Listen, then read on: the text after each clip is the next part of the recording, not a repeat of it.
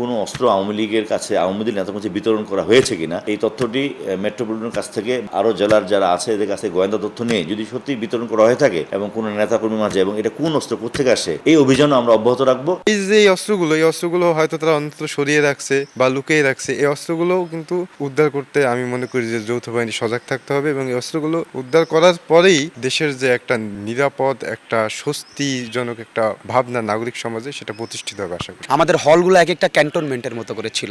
এই যে পরিস্থিতি, এই পরিস্থিতিতে আমাদের হলটাকে একদম সম্পূর্ণ নিরস্ত্র করতে হবে।